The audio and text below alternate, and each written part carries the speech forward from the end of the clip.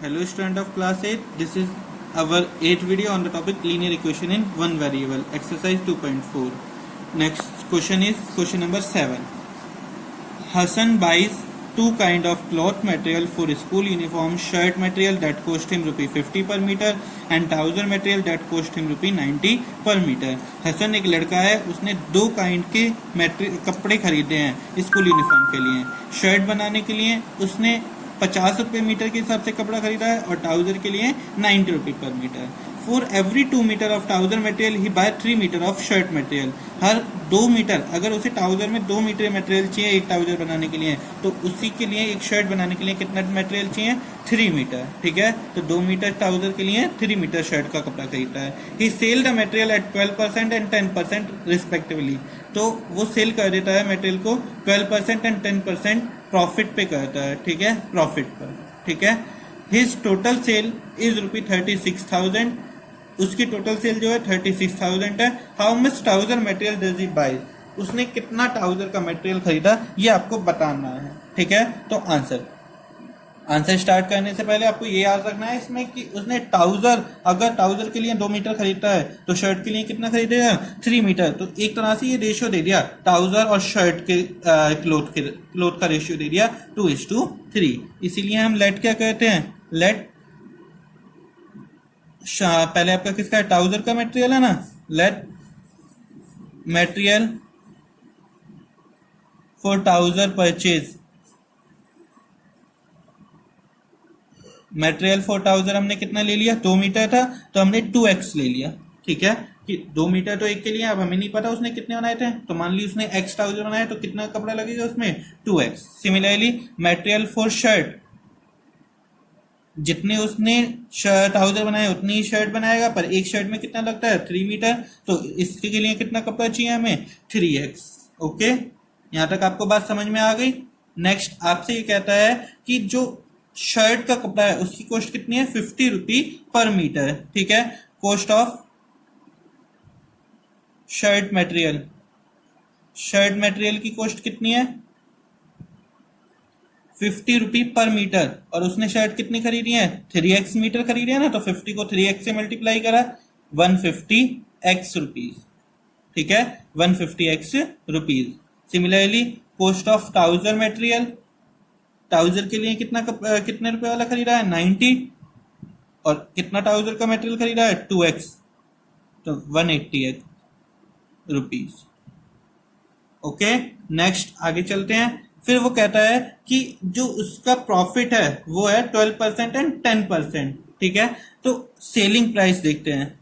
Selling price of shirt material, shirt material selling price का formula क्या होता है ये आपको याद होना चाहिए, 7th क्लास में आपने कर रखा है. सेलिंग प्राइस का क्या फॉर्मूला होता है? Cost price into 100 plus profit percent upon 100. Cost price shirt material की बात करें तो शर्ट के लिए कॉस्ट प्राइस कितना है? 150x into 100 plus profit percent. Shirt के लिए पहली बात किसकी हुई थी? ट्राउजर की हुई थी, तो ट्राउजर पे 12% है, शर्ट पे कितना है? 10% अपॉन 100. कितना हो गया ये? 150x into 110 upon 100. एक जीरो से एक जीरो, एक जीरो से एक जीरो, कितना आ गया? 165x rupees. ठीक है, और सिमिलरली हम ट्राउजर के लिए निकालेंगे. ट्राउजर का प्रॉफिट 12% और कॉस्ट प्राइस कितनी है उसकी? 180x. ठीक है, तो सेलिंग प्राइस ऑफ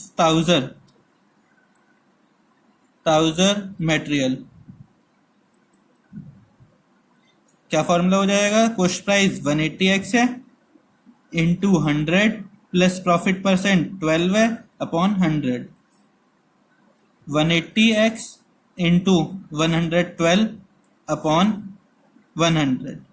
एक जीरो से एक जीरो कैंसिल हो जाती है, सॉरी 112 आएगा यहाँ पर, तो ये कितना आ गया? कैंसिल नहीं कर रहे हैं, सिंपल मल्टीप्लाई कर देते हैं. x तो आएगा ही आएगा, 18 2 जा 36 का 6 3 कैरी, 18 1 जा 18 और 3 21 का 1 2 कैरी, 2016 अपॉन 10 रुपीज. ठीक है, अकॉर्डिंग टू क्वेश्चन इतने रुपए की सेल करी है उसने ट्राउजर वाले की, 2016x अपॉन 100. और आपकी जो शर्ट वाली की है उसकी कितनी की है 165x अपॉन 165x और टोटल सेल कितने की दे रखी है क्वेश्चन में आपको टोटल सेल दे रखी है 36,000 ठीक है। तो 36,000 से यहाँ पे मल्टीप्लाई कर देंगे वो इज इक्वल में रख देंगे।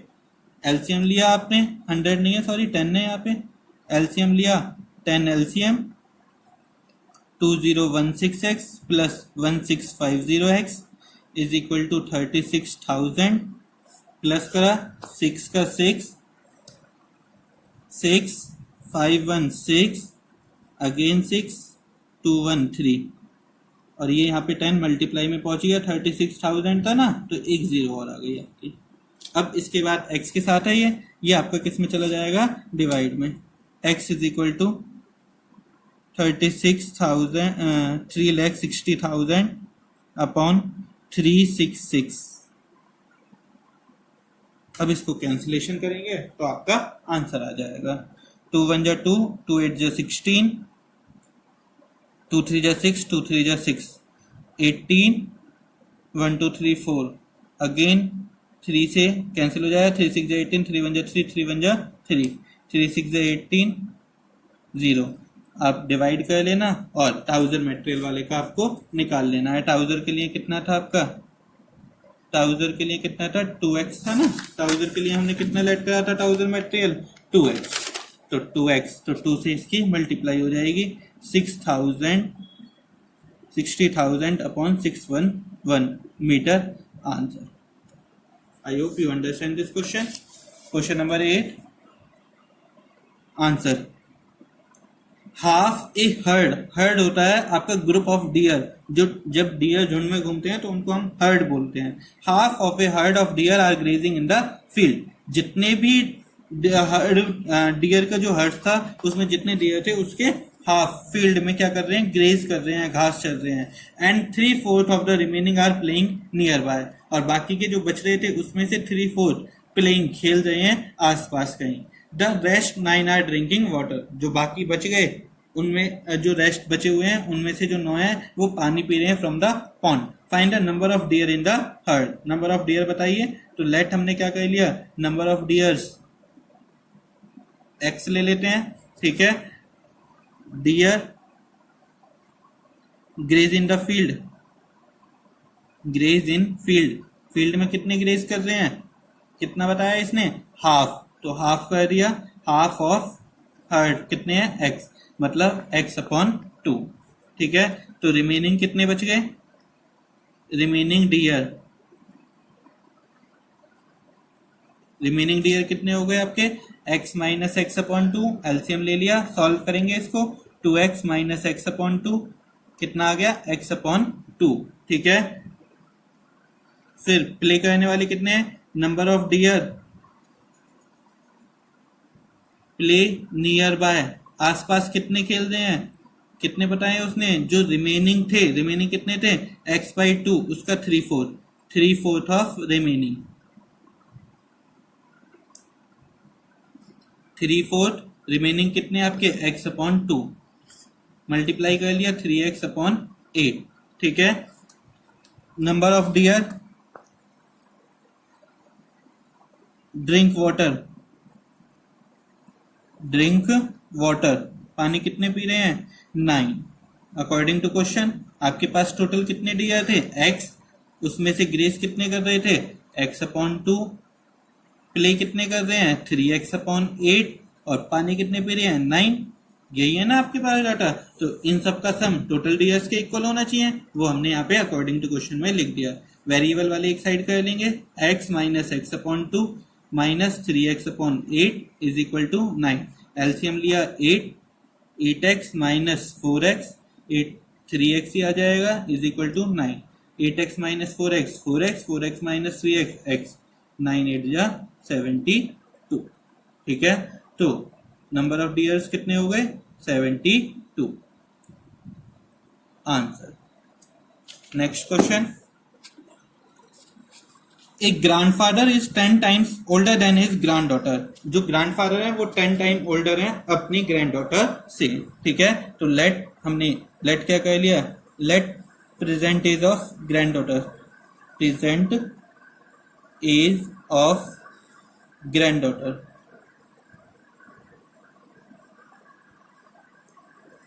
x present age of grandfather कितनी हो जाएगी फिर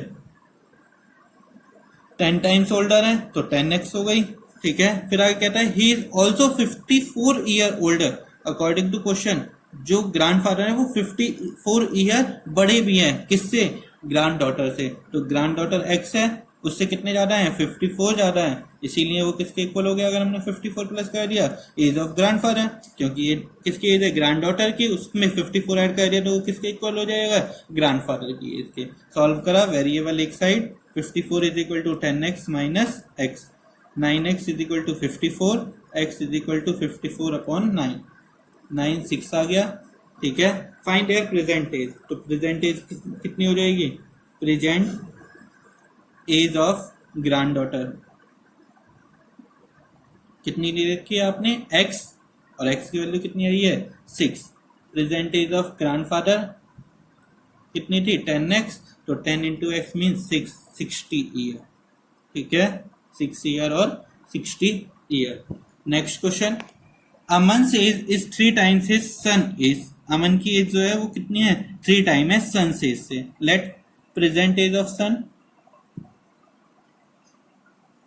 सन की एज हमने कितनी ले ली x, प्रेजेंट एज ऑफ अमन कितनी हो जाएगी आपकी 3 टाइम्स का है तो ये कितनी हो गई 3x। फिर आगे कहता है 10 ईयर एगो, 10 ईयर एगो, एगो मतलब पहले होता है ना, तो 10 साल पहले, एज ऑफ सन, सन की एज पहले की बात कर रहा है तो क्या हो जाएगा इसमें माइनस हो जाएगा, एज ऑफ अमन वो भी क्या हो जाएगी 10 माइनस हो जाएगी, तो 3x minus 10। According to question क्या कहता है 10 ईयर एगो ही मीन्स कौन, अमन, अमन कितना है 3x minus 10, was is equal to का साइन 5 टाइम्स मल्टीप्लाई होता है हिज सन, सन कितना है x minus 10। Find their present age, bracket open कर लिया, 5x minus 50, 3x minus 5x is equal to minus 50 plus 10, minus 2x minus 40, minus minus cancel 220, x की value कितनी आ गई 20। So present age of son 20 year, present age of Aman 3x है ना, तो 3 into 20 60 year. I hope you understand all these questions. If you like this video, please subscribe the channel to get daily notification of this channel.